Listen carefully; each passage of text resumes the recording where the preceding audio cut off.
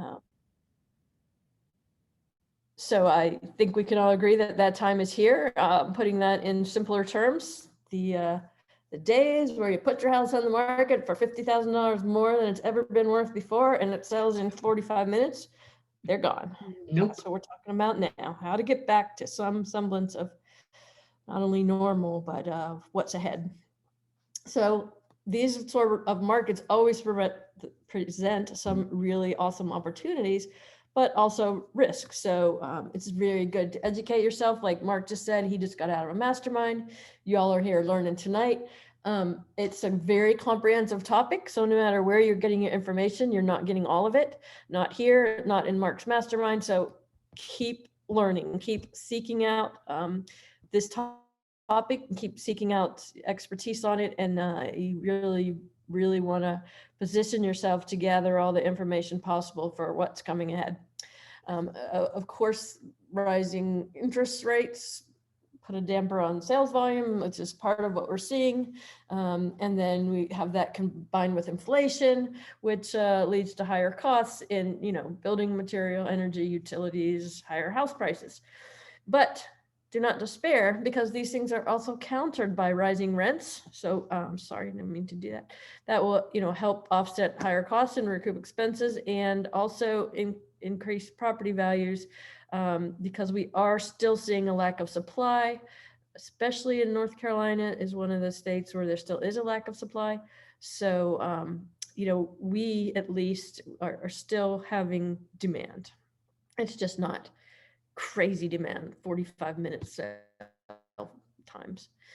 So this is a look at average mortgage rates. Now, as of today, that average rate did dip just down below 7, but that's just ahead of another anticipated increase. So do expect, from what I understand, this is possibly going to be the last one, but one more increase. But I mean, wow, we're a long way from where we were in January, just look at that. And of course, that affects you, affects any home buyer in multiple ways. Your debt to income ratio, and then you lose your eligibility because as well as having higher cost. This is just a little example, and it's because a very stark reminder of how powerful that is. The same mortgage amount at 3% interest yields a mortgage payment of $1,858. At 6% interest is $2,643. I mean, that's huge. And then not only that, your minimum qualifying income at that 3% rate is under $100,000. At that 6% rate, getting closer to 150 or at 131. So it is very real, and it is very meaningful, and it's really something to be cognizant of. However, just because rates are rising, historically, we are still really low. So look at this from 1975 through 2022, and you can see, I mean, dude, what happened there in 2021 is crazy. But even where we are now, as you can see through time, we are still at very low interest rates. So I don't know exactly what to take away from that, but to say it can be done. We've lived through it before, and we will live through it again. It's not the worst it's ever been. Now, we talked about rents to offset that. So if you're a landlord, median rent passed $2,000 in May. A last median rent I heard was across the country, $2,200 right now. So there's definitely a crunch. People are definitely in a crunch. Whoops. Okay. So I'm going to go through this quickly because I don't know. I know there are some people who buy in other states. So I just put this in for you as a point of interest. These are the top 10 metro areas with the fastest rising rents. So if you want to be a landlord, here's some good ideas for you. These places: Nashville, Seattle, Cincinnati, Miami, Fort Lauderdale, West Palm Beach, New York, Nassau County, New York, and New Brunswick, New Jersey. Sorry, Austin was first. My thing was covering it up. And then there's places you don't want to be a landlord: Milwaukee, Kansas City, and Minneapolis. So I'm going to go real quickly through these next screens. I'm going to tell you these slides are not going to be available. So grab screenshots of anything that you want. I will just pause briefly because I've just got 3 or 4 screens here with the US metro area and their average rent. in case anyone's interested. So I'm just going to go through. I'm not going to talk about them. Just going to pause long enough for anyone who wants to grab a screen share to grab it. Again, because I do know some of us invest out of state, but I don't want to spend a whole lot of time talking about that. It just tells you their average asking rent and what it's doing from the previous year. Okay, so first takeaway here is one way to thrive this market is be a landlord. As you can see, rents are going up. There's some really good places to be a landlord. So that is one of your options. The next is that funds for real estate investors as of right now are still super plentiful. I've been saying for a year at every meeting that I've been a real estate investor for many years, and I've never seen so many funds available. And maybe it's something Mark can speak to at the end. It's as of yet, they aren't going away. If you're a real estate investor and you want funds and you have a good project, you can get them, whether it's a fix and flip loan, a bridge loan, a transaction loan, a BRRRR loan. It is out there and it is plentiful. I don't have a crystal ball to know if this market will make that go away. That is a great unknown for me. I'm actually really interested in some perspective on that. But as of right now, they are very plentiful. This is one of our vendors that offer special programs for our members, but we have many more. Mark's one of them. Check out our vendor page. All those lenders on that vendor page are here for you. They all want to loan you money. They all have money to loan you. Do not despair if you have bad credit. There are, and the reason I tell you to look at that vendor page is because not every one of these lenders does the same thing. There are some lenders out there who have what we call DSCR loans, debt service coverage ratio. They do not care what your credit score is. They loan money solely based on the project and its potential cash flow. I had one speaker, one of those lenders was a speaker one time, and she was just going over the requirements, and she said they need your they check your credit, and someone said, whoa, the credit score doesn't matter. What do you check my credit score for? And she said, well, we just want to make sure you're a person and you exist and you're not just some fake. So they do look at it, but they don't care. They don't care what your credit score is. It doesn't matter. If the deal makes sense, they'll do it. And by the way, with any of these lenders, if they tell you no, you should probably thank them, because that means your deal doesn't make sense. But the point is, they all have different programs. So if the first one doesn't work out, look at the next one. Read their little bios, read what they do, find the one that's right for you and your project. Because just because the first one you talk about doesn't work out, that doesn't mean the next one won't. If you are a Connected Investors member, they also have privatelenders.com. So there are so many lenders out there. That is not an excuse not to do a deal right now. So in this market, when you decide how you're going to surf it, money is not going to be your problem. Okay, another option that you have besides going out and getting a loan from one of our vendor members or some other lender who specializes in investors, you can do a cash out refinance. I sort of started with the cheapest option and going up with the cash out refinance. If you have equity in your home, a really good strategy is to get a refi, take cash out, and go buy your next project with it. So that's simple and uses your home equity. And then some other common deal structures. Here's the thing. In this market, these are opportunities, okay? All of these. Subject to, why is that an opportunity right now? Because with interest rates going up, there are going to be people who bought at lower interest rates who are trying to sell their house, and now the market's different and their house isn't selling. It is a perfect opportunity to go to a subject to and take over that loan with that super low interest rate. That in this 2023, there's going to be a lot of opportunities for subject to. If you don't know about it, learn about it. It's a tool in your tool belt. And it doesn't work for every deal, but it's going to work for a lot in the coming year. Wholesaling, of course, is still an option. That works in any market. As long as you can find a deal that's undervalued and is attractive to a rehabber, that is always a good strategy for making money. Lease option, much like subject to, you have an opportunity there to get in a property with no money down, control it, and then buy it at some point in the future when perhaps interest rates are more favorable, and make money off it in the meantime. Owner finance, same as with subject to. Great time to talk to a seller who is not going to be having 20 buyers swarm on their doorstep. And if they're having trouble selling, and if they're in the right situation, where they don't have a mortgage. If they have a mortgage, you do subject to. If they don't have a mortgage, you do owner finance. You just talk them into holding the note, just being the bank for you. And that's attractive for them because they get to sell, and it's attractive for you because you don't need a bank, and you can, negotiate a good interest rate lower than what is currently out there. And then of course there's the BRRRR method, which is goes along with refinancing. Of course, with BRRRR, you buy a property, you rehab it, you rent it, you refinance it, and then you go out and do it again. So all those are going to remain strong strategies in the upcoming market. Just talking a little more about each of those. What is a subject to? You buy that property subject to the existing mortgage. It means you take over the seller's payments. In some cases, when you do this, you will have to catch up the mortgage because they'll often be behind. So you might have some upfront amount there. There's only one way to do it right, which requires specific legal documents. That is a topic for another time, or come to Wilmington if you want to learn those details. For tonight, we just wanted to mention that it is a great strategy for the upcoming market. And then once you have a property under subject to, how do you exit? Well, you can lease option it to an end buyer. You can collect a fee and just let your buyer take over the subject to.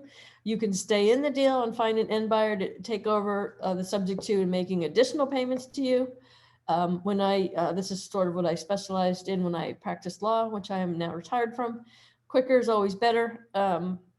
So I like, therefore, the second option, collect a fee and let the end buyer take it over. And then you're just, done with, if you get your money and you get out. If you do a lease option or get additional payments, then you're still part of the deal and for some time. And then of course, people sometimes think of their own exit strategies. Those are the most common ones.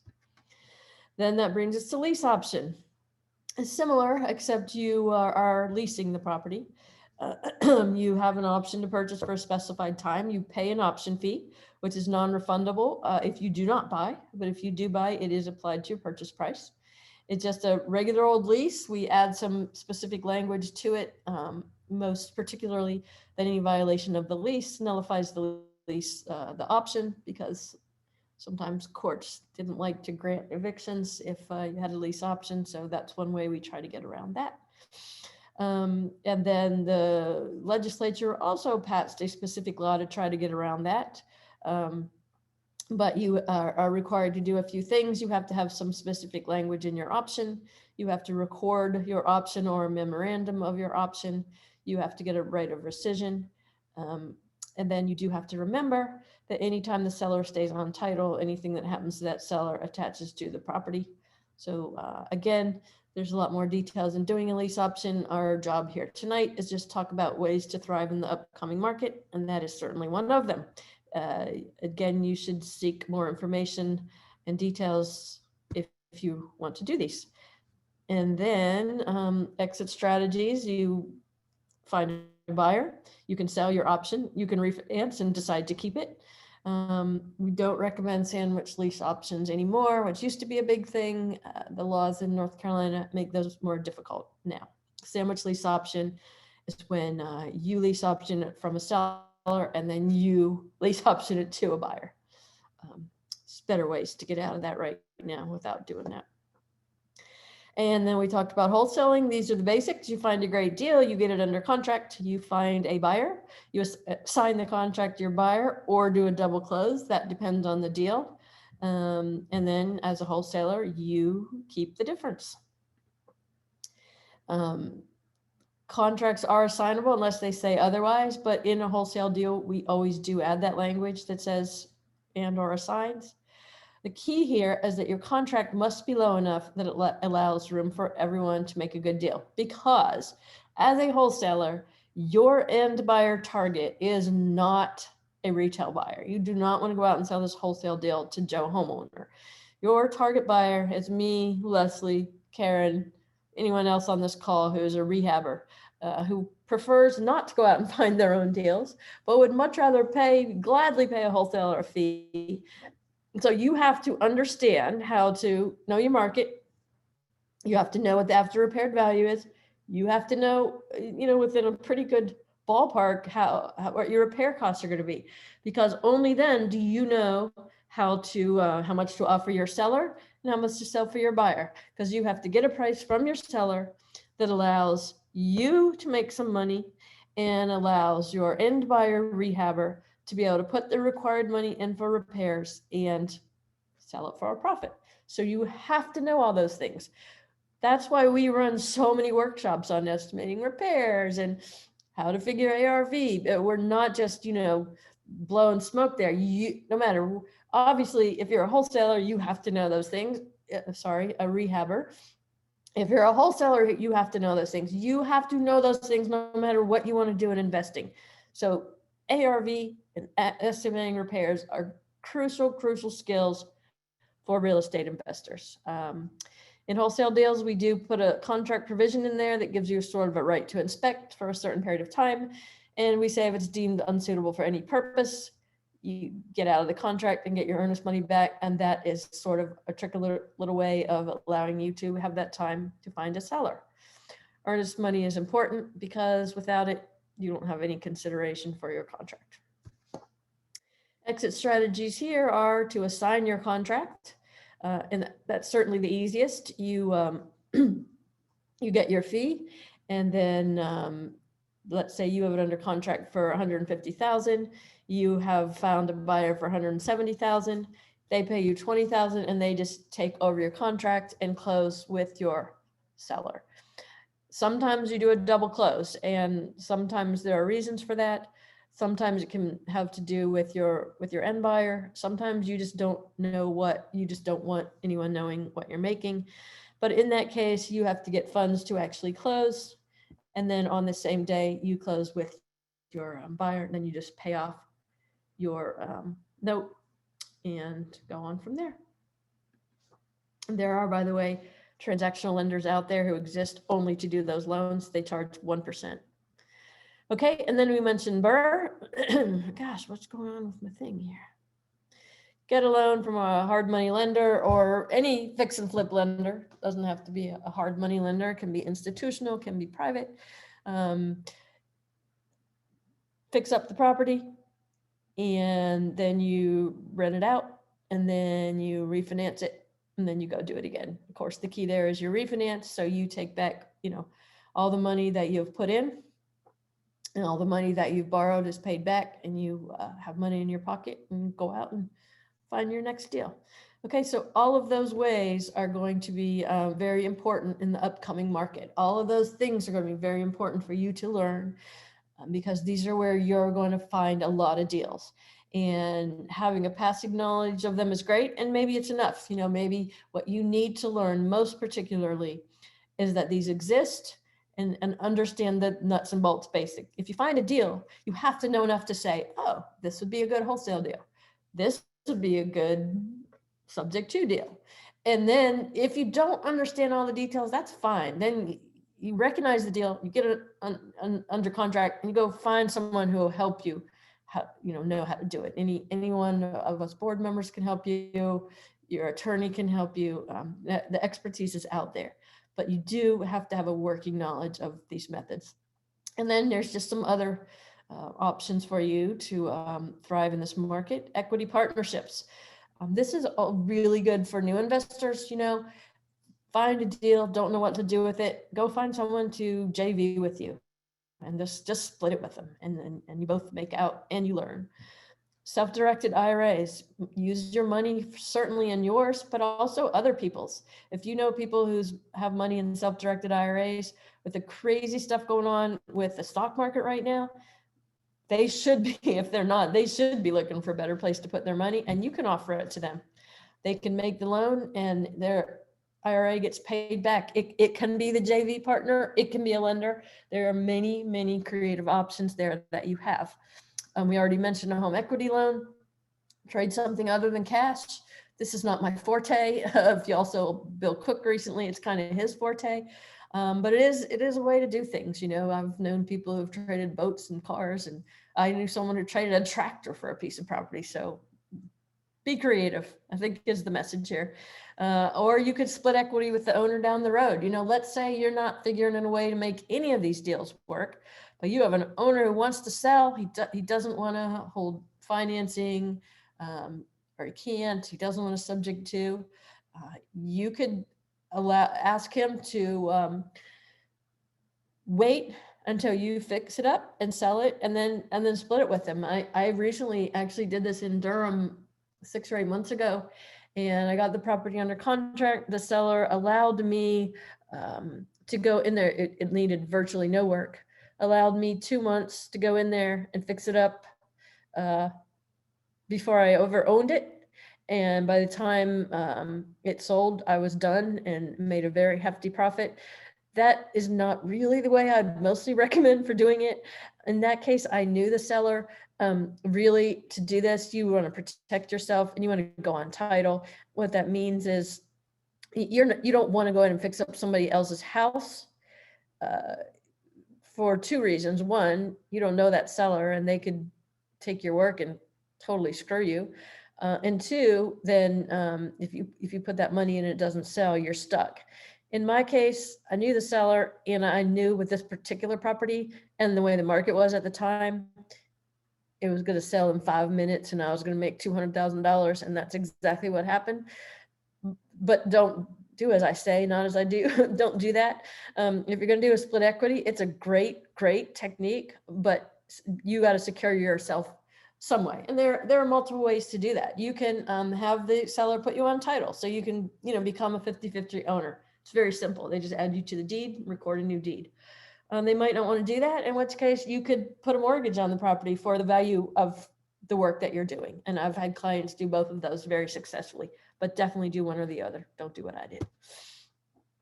Okay, the next thing that's going to happen is that's going to create opportunities for you is foreclosures. Now, if any of you were around as investors, as some of us were back in 2008, when the world went nutso, for a few years there, probably up till, 2011, 2012, foreclosures were a huge opportunity for real estate investors. Along with foreclosures comes short sales, because when homeowners get in trouble, there's an opportunity to negotiate with the bank to pay off that mortgage for less than is owed. We are not going to have a 2008 situation again. In 2008, people had mortgages. I used to do closings for a subprime division of Countrywide. Yeah, the one you read about that got them in trouble and caused them to go out of business. It was called Full Spectrum Lending. I had a team of like 6 closers. We would meet on a Friday night with a whiteboard and send them all across the state. You're going to Asheville for these 3 closings. We had so many closings for that lender. In one time, I closed a property for a man who had been living under a bridge. So it was people got loans when they had no business. Not that it was their fault; it was the lender's fault. At this juncture in time, people have historic levels of equity in their property. So there's going to be a lot more opportunity for people to sell their houses and avoid foreclosure. However, there will be some foreclosures, and we're already starting to see those rise. As you can see, look at the foreclosures back here in 2008, look at the levels, and then look what we had. I don't know if y'all can read those numbers at the bottom, but those high spikes there are in 2009, 2008 and 2009. And then down here at the end, this is 2022, but look at 2020, 2021. Well, obviously 2020 was, and part of 2021, there was a moratorium, so we saw very few. But that moratorium's over, and there are people, who bought some adjustable rate mortgages, and there's not been near as many of those as there was in 2008. So we're not gonna look anything like those spikes over there, but we are gonna look something more like these 2019. So there's a ways to go, and foreclosures will be an opportunity for you, and short sales will be an opportunity for you. These are the foreclosure stats for the first quarter of 2022. Illinois had the highest foreclosure rates, followed by New Jersey, Ohio, South Carolina, and Nevada. And again, foreclosures you can do in a multitude of ways. You can buy at the foreclosure sale at the courthouse steps, but a more popular way for investors is to buy those properties when they are in pre-foreclosure, before they get to the courthouse steps, when you can go in there and say to that homeowner, I can help you, I can avoid foreclosure, I can take the property off your hands. That's when you do the subject to deal. That's when you do these creative other methods, lease option, all those creative tools, because now you have a very, very motivated seller. They don't want that foreclosure on the record, and you can help them. And by the way, Connected Investors has this wonderful thing, Advanced Guide to Flipping Foreclosures. They have a special foreclosure list that you can get if you are a member. Cannot recommend this enough right now as we move into this chaotic market, and foreclosures are going to become an integral tool in the investor's tool belt. So if you have Connected Investors, take advantage of that. All kinds of education, information, and pre-foreclosure listings, man. You can go in there. You can set very specific parameters of what you're looking for. In your case, you can look for pre-foreclosures. You can look for, people with trouble with their mortgages, and you can get to them before they get to the courthouse, before there's competition for them. You can get to properties no one else is finding if you are a member. So moving on from foreclosures, but I did want to mention also with foreclosures, short sale. Short sale, back in the day, you couldn't throw a rock without finding someone who would come talk to your group about a short sale. There was a really great lady locally. I've actually been trying to find her again to see if she's still around. She was fantastic, and she spoke and taught people how to do short sales. And you might think, why do I need to learn? I'm just going to go and offer the bank less than they owe. But when those things start happening again, the banks have very specific requirements and very specific little secret sauce ratios that these people know. So they will show you how to write the right letter to the bank, what to say in it. You have to submit certain documents from your seller. It's a whole package you have to put together. It's a bit daunting if you haven't done it. So if you're interested in short sales, we'll definitely try to find some speakers if they come around again, as I think they will. But it's really important to learn those things, because if otherwise you're just shooting in the dark. If you learn this stuff and have the specific information and know how much to offer, because they can tell you exactly what the ratios are. They can tell you exactly what your seller has to have as far as their ratios. So there's some really important information to learn before doing short sales. So foreclosures and short sales, great tools for this upcoming market. Now, again, for those of you who invest out of state and those who don't, look here. We have the top 8 markets to watch. Even in this upcoming market, these states are predicted to remain strong. Their affordability is good, comparatively speaking, to places like New York and California. They have strong job growth and a warm climate. Part of what drives this is during the pandemic, a whole bunch of people learned that they don't have to go to their office anymore to work. And once the companies got on board with that, they all kind of liked it. Not everyone. Some companies have required people to go back. There are some people out there who are never going back to an office. For those people, they learned that they can move to these markets that you see in front of you, these 8 markets, enjoy a great climate and a drastically reduced cost when they sell their $1.1 million loft in New York that's 2 bedrooms, 1 bath, and they can come buy a 5-bedroom house for the same price in these markets. That is part of what is driving these markets to remain strong, as well as the things mentioned above there. So we are in one of those markets, which is great. So our market isn't going to suffer as much as some of them. And by the way, as bad as it got in 08, that was the case back then as well. but it's going to be, I think, even more the case this go around. If you are looking for another way to branch out, new construction is a good strategy for this market. Why? Because no matter what catch up they've been doing, because the gap is shrinking, because it's been a demand gap for several years now, but we still have high demand and low supply. In the 35 largest housing markets alone, there's a shortfall of 1.3 million homes, and that's been consistent since 2008 because of the construction slowdown, which followed the housing crash. And then now that's exacerbated by supply chain snags, labor shortages. So even though they have made strides to catch up, there is still a gap there, and there's high demand and low supply. So find some property. We have a couple members who focus just on unimproved property. And they all often have listings on our Facebook networking page and our listings on our website. So watch out for those and build your house. It's a very attractive thing in this market to be doing. Okay, now we did say landlording is a tool for this upcoming market, but should you be a landlord? These are the things you need to think about and have knowledge of before you make that plunge. Evictions, because you're going to have them eventually.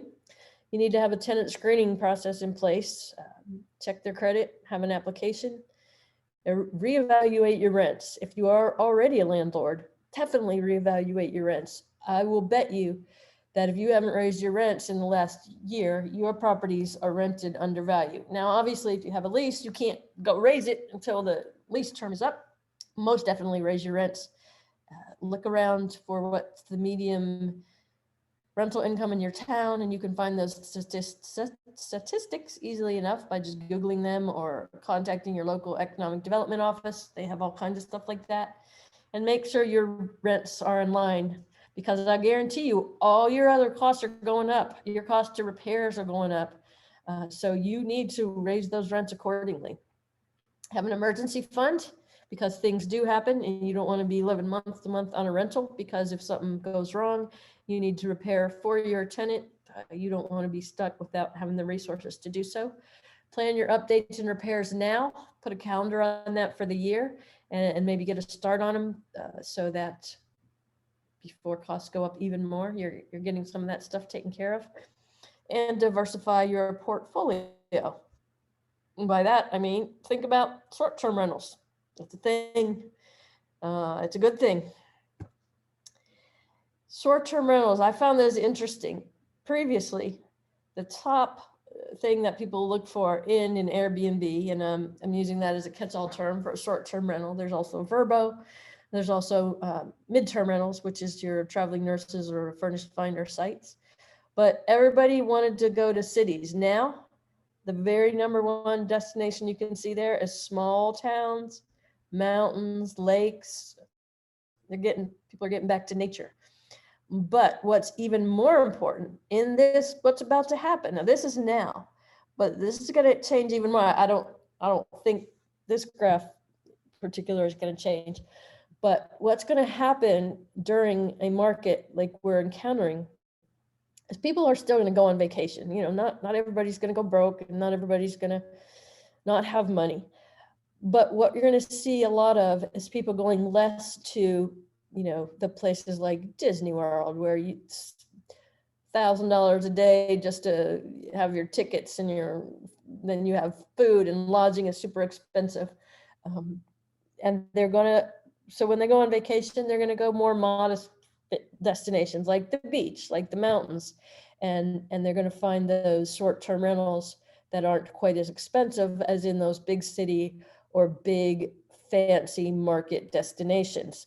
So they're not going to stop vacationing. The short-term rental market is not going away, but it is going to adjust. And if you're a person out there who has a whole bunch of arbitrage, which is when you go in and rent someone's property and then Airbnb it, and you have those at high rental rates, and you're just used to making that big bucks on the difference.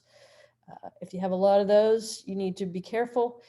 You need to plan your Airbnbs, your short-term rentals, so that you are looking at the average for that area of what things go for, because you don't want to be priced above the median budget for what people are spending on their recreation, which is going to be lower than what it has been for the past couple of years. So find a town, find out what the median sales price is in that town, the median rent. When I look at Airbnbs now, I spend hours. First thing I do is I got to look at Airbnb itself, and you can go on a map there and you can target the area of the house you're looking at.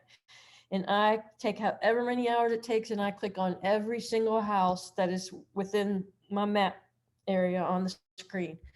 And I look at what their pricing is, and I look at their calendar, so what their occupancy rate is. And I get myself an average. And then I go look on AirDNA.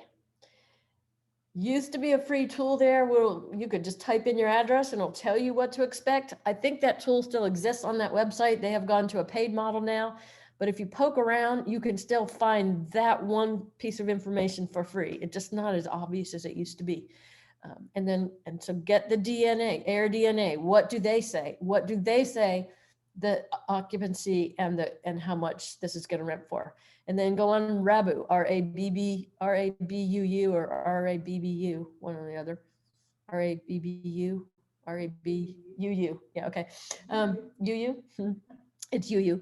And same thing. So I don't count on one anymore, or I used to. It's, in the past couple of years, you could be real loose. You can't be loose anymore.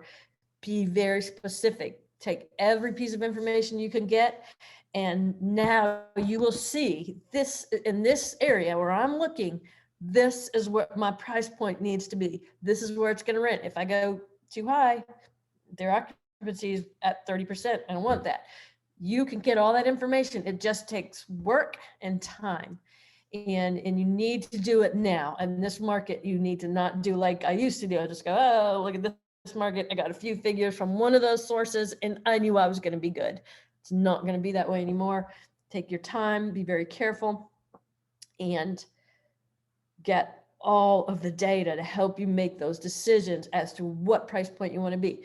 And by the way, I said you can put on your screen there where you're looking at a property to buy, but you might not have to have a property in mind. You can pick any area and just go to the map and do that. So if you want to, go back and say, well, I like where some of those markets were, I'm going to go in Tampa and try to do an Airbnb, and you can do that same thing there. Where do you want to be? Anywhere there's a university, a hospital, any attraction like a theme park, sporting events, and football, horse racing, whatever, any kind of exhibitions.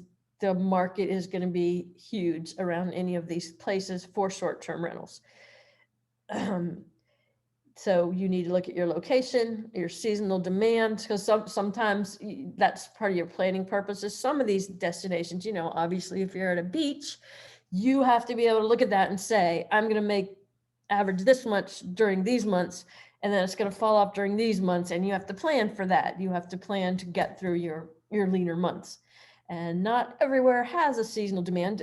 Universities, there might be kind of the opposite. They're less attractive in the summer, but they're also less sway there because people are still going there in the summer to tour universities. Just that your higher demand is during, football games and stuff like that. But it's less swing in your demand in sort of year-round attractions. Like the hospitals, obviously, there's no seasonality there. So you have to be smart about it. You have to look at your destination and say, is there a seasonality? And then how am I going to deal with that? We already talked about median home prices and cap rates, and looking at potential short-term income and vacancy rates. And of course, ever forget the local rules and regulations. You want to do that first of all to make sure that it's even feasible to have a short-term rental in that location. But if you do those things, you can thrive very successfully with short-term rentals during this upcoming market. The advantages of them are you generally make higher rates. I average probably double what I would make on a long-term rental on most of my Airbnbs. There's more tax breaks because you have things like cleaning and maintenance and furnishings. And you can get, so with a long-term rental, you set a rent and that stays for your lease term, which is usually a year. With short-term rentals, that can go up and down. You can change it every day if you want. And there are tools out there like Price Labs, and even Airbnb has its own built-in tool for dynamic pricing where they will automatically adjust your rental based on demand. And that is a really, really profitable thing to do. What are the disadvantages of short-term rentals? Well, you don't really get to verify the tenant. It's done, through the platform, and you're just supposed to trust them, which doesn't always work out, but mostly it does. And they do have insurance, so there's protection. You don't have consistent income. So with a long-term rental, yes, your rent might be fixed at $1,500 a month, but every month you're getting that $1,500. With Airbnb, you don't know. It's probably higher, but you could have a bad month. There's no consistency there. It can vary drastically from month to month. And then, of course, there are more restrictions depending on where you are, possibly. Some places there are no restrictions, so you just have to make sure to know that up front. Okay, so that's short-term rentals. Now, another strategy we're going to talk about is multifamily. A lot of people shy away from multifamily as well as commercial, and they are different, but for tonight, I'm sort of lumping them in the same bucket. They shy away from them because they don't know about them and they seem a little daunting. I mean, you can buy a house for $150,000, whereas a multifamily or a commercial property might be 1.5 million. Well, I'm here to tell you, and there are commercial lenders out there who will corroborate this. It's actually easier to get a $2 million loan than $200,000 loan. The methodologies are different. They are strictly looking at your property and not you. It's hard to believe, but it's actually easier. You also have economies of scale. You're not furnishing one Airbnb, you're furnishing maybe 20. So you get better costing, usually in your upfit and your construction and everything that you're doing. And there are a lot of deal opportunities out there. In fact, I was just reading that there's a lot of hotels going on the chopping block right now. So if it interests you at all, it's really something to look out for. And if you can stomach the risk, it's a great, great strategy. The next strategy is to invest as a passive investor. Well, what does that mean? Because I do know there are certain people who are newer investors and are just a little scared to take the plunge. And so no matter what I've told you in this presentation, how to thrive, those people are still probably going to be more wary about taking the plunge because not only are they new, now they're entering a very uncertain market. So they're probably going to hold back even more. Well, guess what? You can still be a real estate investor with none of the risk. If I told you that, how do you like that? You invest in a bigger deal. There's several ways to do this. You can join in someone else by just pulling your money or just investing money. And the really good news is there are tons and tons of platforms out there now who do this. I'm going to share some with you. There are low minimums. Depending on the platform, you can invest for as little as 500. Actually, I've now found one as little as 100, and you can be a part owner. You don't have to be an accredited investor. When this crowdfunding stuff first started, you had to be an accredited investor, meaning to get in on these passive investments, you had to have a certain number of assets and or income. That rule has been taken away now, which has really opened these up to just everyone. They're fantastic.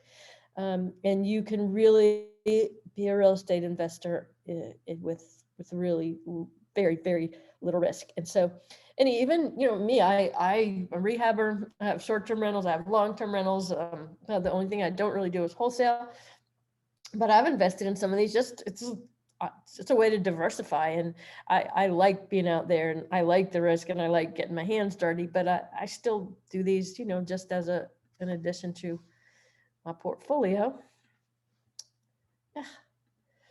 Okay, so what is it? Real estate crowdfunding is when projects are allowed to be partially or wholly funded by individual investors. So it's just a bunch of people putting money in. And again, just recently was that able to be possible.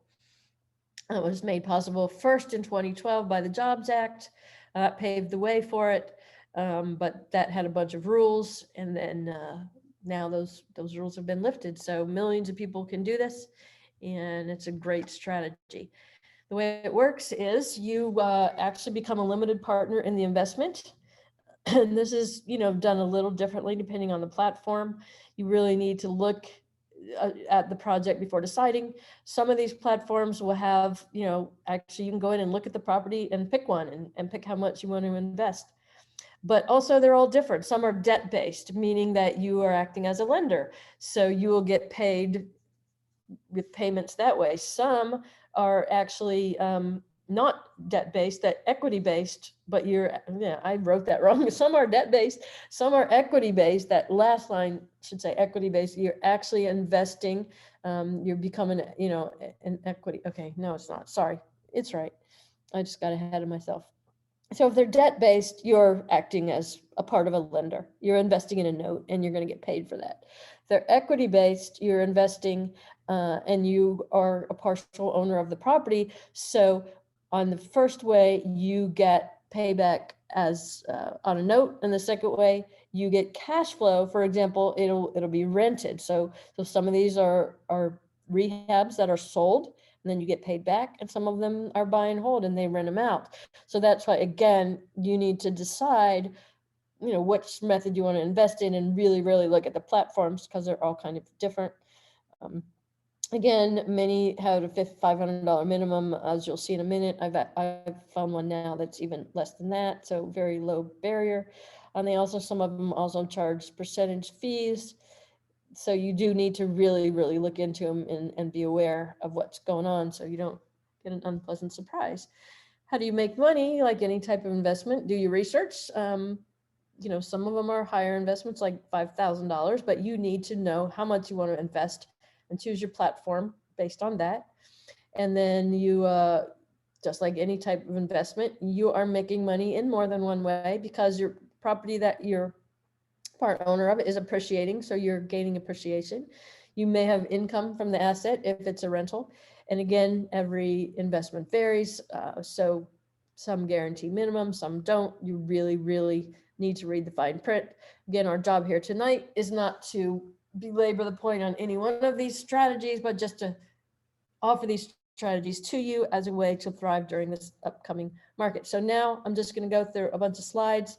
I'm going to go through them quickly because I have a bunch of them. It's just to give you a taste of all the different ones that are out there. So grab screenshots if you want them. Realty Mogul, $5,000. But you can also invest. They have really big projects like the Hard Rock Hotel. And there's the website for you. Fundrise is a very popular one. They do charge some fees. Your minimum's only $400. It is very, very picky about which projects it chooses, so you can be very comfortable. Only about 5% of people who apply to be funded by them are chosen, and that's on the other side, not the investor side. So they have a large range to choose from. Roofstock. This one is for single family renters with already tenants in place. So those of you who like landlording, this could be very appealing. They also offer a lot of other options to their properties, which is property management. They have a lot of add-ons. So a lot of opportunity to make income with Roofstock Equity Multiple. These are also all pre-vetted, and you can invest in equity or debt, and they're interestingly, theirs have preferred equity or regular. With preferred equity, you get a preferential payment, meaning you're going to get paid first, or you can just do regular equity. Arrived Homes. Well, this is a popular one for two reasons. One, because it's Amazon.com. Jeff Bezos is one of the founders, and it has that really low minimum of $100. So that's been a super popular one. Oh, anyone can do that. Then maybe you like the agricultural thing. So we have a couple of those. Farm Together does farmland, and that's appealing to some people. It's a slower growth sector, but it's always very steady. And same with Acre Trader, also farmland. returns are a little less high, but for those really risk averse, it's steady, steady, steady. Pierce Street is maybe the most well-known one. A lot of large financial gurus have endorsed it. They use a data-driven approach, and it's all debt. So you're not going to have equity here. You're going to be paid as a lender. Minimum investment is $1,000. Ground Floor, you might recognize that name because they're actually one of our vendors and they come to our meetings. Look at that, $10 minimum. They work two ways. You can go to them for money and you can invest. So if you haven't, they always come to our main meetings. Do go speak to them and get the information personally. They're one of the great platforms out there. Okay, and then just a quick mention of some other things, because I mentioned hotels. I sort of grouped hotels in with multifamily and commercial. They're all certainly three different things, but I sort of sometimes lump them together because the fundamental benefits are the same. But the strategy is to acquire a hotel that might have operating challenge and then rehab it, bring it back. There's certainly one strategy that I have some friends doing that I just love, and they're not in North Carolina, but they're doing it in Arkansas and Texas, and they're buying these little sort of roadside motels that have been shuttered, and they're just fixing them up really, really cool, and they're Airbnb-ing them. So I think that's a really cool strategy. But there you have it, hotels, multifamily, commercial, and the funding is out there for those. Healthcare, that's a real niche sector that nobody talks about much, but I wanted to mention it because I'll tell you what, if you're investing in a facility that has any, healthcare tenant, you got nothing to worry about because there's literally no vacancy. Yields are just incredible, and they never have enough. So healthcare, if that could be a new construction that you could do, or that could be, buying an existing and being a landlord, or even a renovation. But healthcare is strong, strong, strong. And that, if you are interested in that STR sector, that's where that mid-range, mid-term landlording comes in. You would go on Nursing Finder or Furnish Finder, and it's sort of like a hybrid of a long-term lease and a short-term rental, and you generally cater to a healthcare population, although it's not always that. There are sometimes people whose houses are being built and not finished, so it won't always be healthcare, but it's a very, very strong market. Less work than an Airbnb, less maintenance, less cleaning. Karen Lewis heavily favors it. And then student housing, that's another thing that's just never going away. So if you're looking for a niche that just keeps on growing, student housing is always very attractive, as well as senior living. Group health cares. We used to pretty regularly, every couple of years, have a speaker who talked on that, and that individual passed away.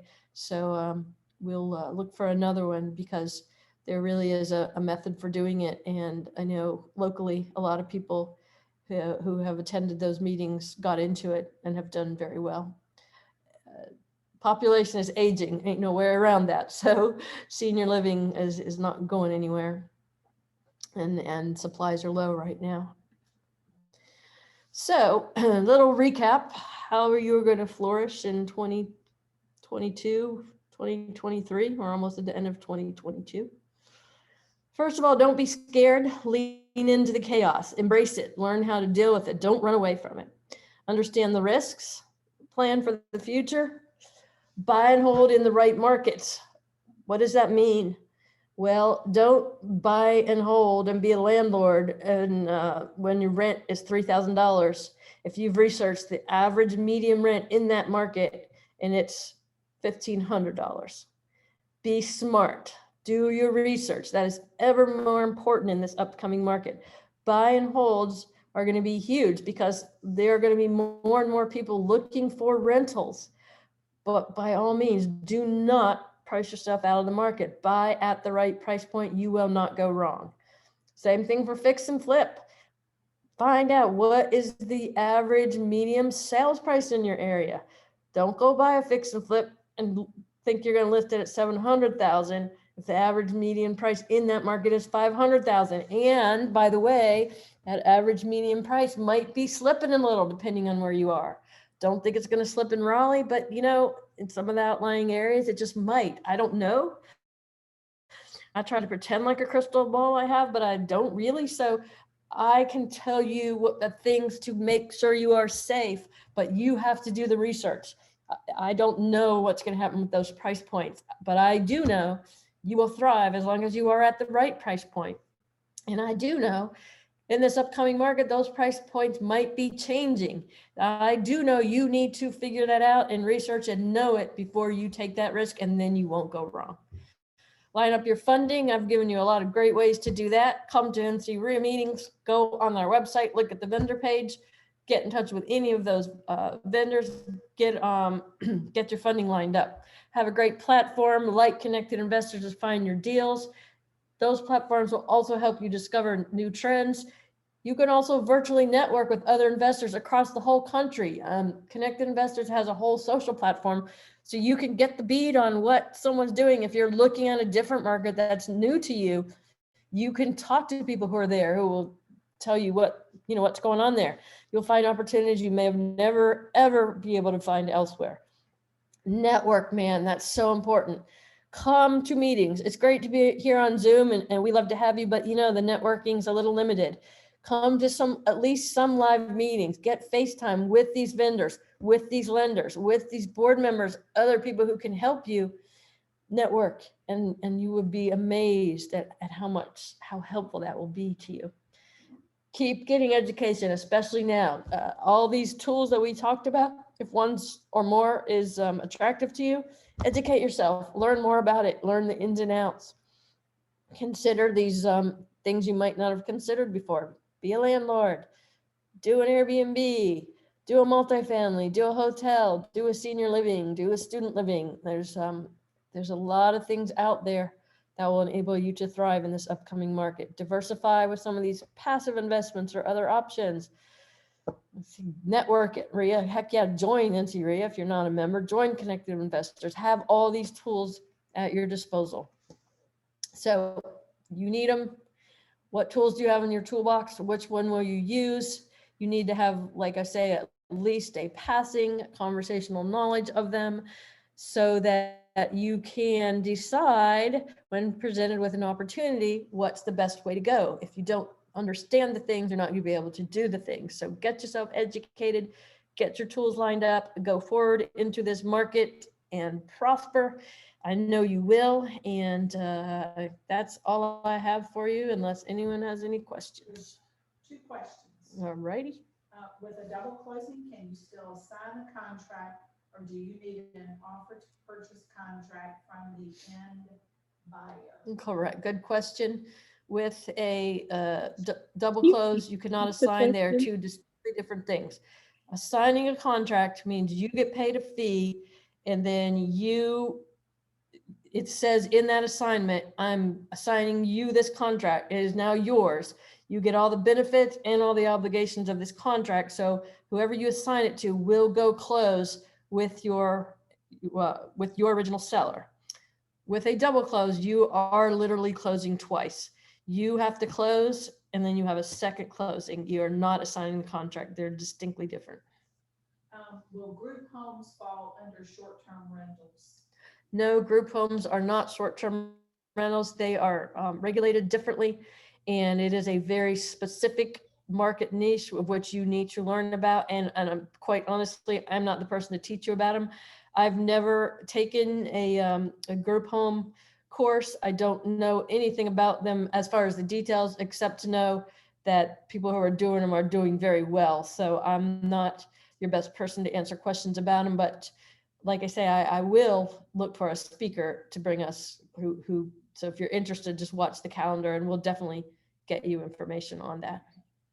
They're asking, can they get a copy of the presentation? No, I said at the beginning, the PowerPoint is not going to be available, so take screen grabs of anything you want. I'll be happy to flip back through it right now again if anyone would like, but I did say that at the very beginning.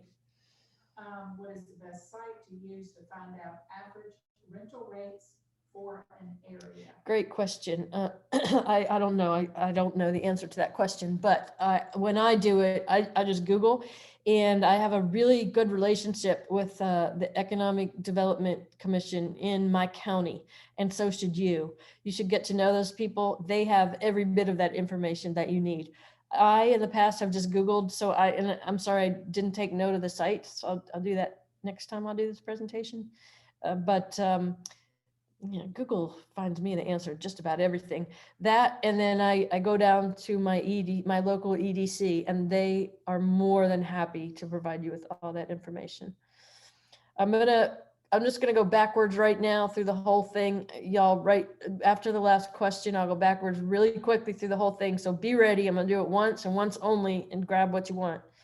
I know slides aren't available. What about the recording? At some point, the recording will be available, but I don't know when, and I don't know under what conditions. So I'm sorry. Can the speaker repeat the question? Person reading the question can't be heard. Okay, I'm sorry. The first question, all right, hold on.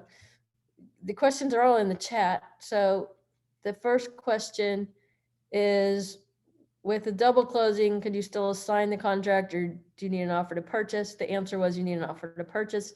The second question, will group homes fall under STR? No, they're a very specific separate thing. What is the best site to use for average rental rates for an area was the last question, and that answer was Google. Your Economic Development Commission. Sometimes if you have a local university, they'll have a lot of these statistics too, even community colleges, but it's probably harder to access that. You can use, okay, Mark, thanks. You can use Rent-A-Meter to find rental rates. Health Canary is another, but it's a bit more pricey. So those are things that will cost you money. I've always found that information mostly for free, again, just by Googling and using my local EDC. So there's no more questions in the chat now. That doesn't mean you cannot ask them. But while it's here, I'm going to go backwards through these slides.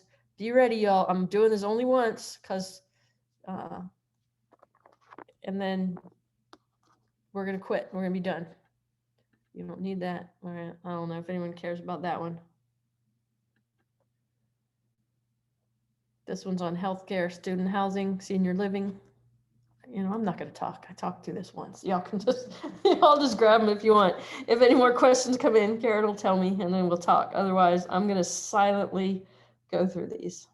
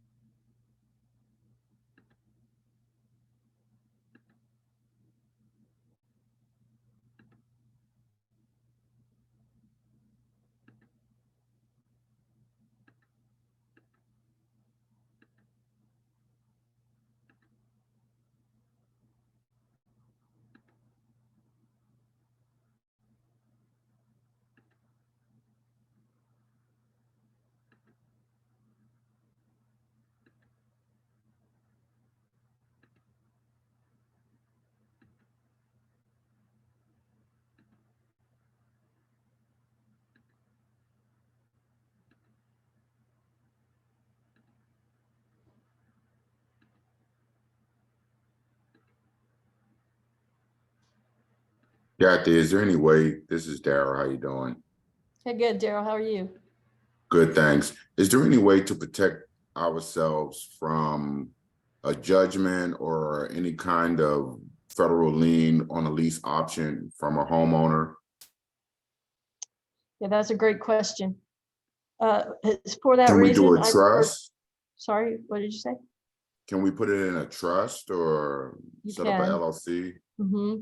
Well, no. So first of all, hold on. Sometimes I have trouble clicking my finger and talking at the same time. First of all, I prefer subject to overlease option. for that reason, okay? Because the way a subject to done correctly is gonna protect you from anything that happens to your seller. With a lease option, there's no way around the fact that anything that happens to that seller, as long as they own the property, if they get a judgment from their credit card company or hit someone with their car and get a judgment, it attaches to everything they own, means it attaches to that property that you leased. The only way around it is, yes, you can put it in a trust or something like that. But in my way of thinking, if you're going to go to the trouble to put it in a trust or an LLC, you might as well do a subject to transaction. So yeah, it can be done, but not as is. Okay, let's see. I think that's all the questions. Someone's asking for Mark's info and he just put it in the chat. Mark is one of our great lender vendors, so definitely.